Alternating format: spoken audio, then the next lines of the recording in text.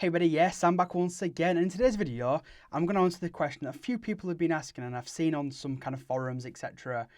I've got an Honor 5X, I've just ordered an Honor 5X, or I'm looking to buy one. I'm confused over this blooming SIM card situation. Do I need a micro SIM? Do I need a nano SIM? Which one do I need? Well, the short answer is you can use either. So if you've got a micro SIM card and you don't want to get a new one from your network, or you don't want to cut it down, etc., you can use it straight away. Or if you're getting a new one and you're thinking, I need a new SIM card anywhere, get a nano SIM card, because at that point you can use the nano SIM in the nano slot. Now, there's two ways to look at this. I'm going to show you this now. And there's two different people who this is going to apply to. So as you can see there, you've got your two little slots. So we will eject and we will eject.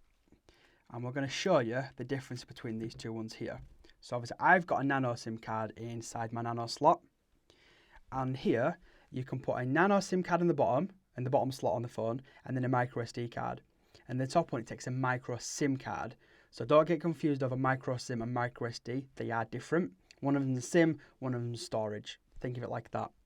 So which is the best way? Now, there's two ways that I would recommend this.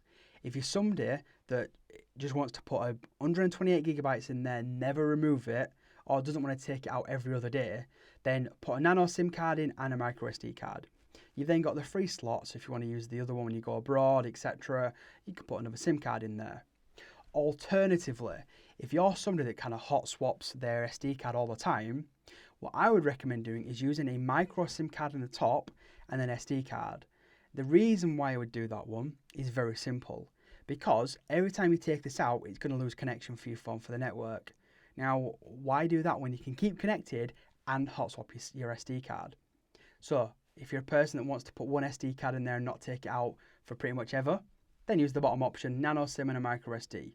But if you are somebody that likes to swap their cards, their SD cards every so often, then use the top one for your SIM card and then the bottom one just for your SD card.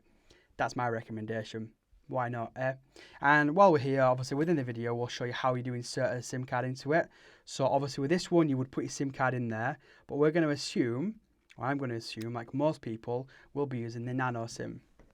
So once you've ejected it, you want to put your nano SIM into it like that there. You can then put a micro SD card, and then in the phone, all you do, quite literally line it up, wiggle it in a little bit, pop it down, job done, and there you go.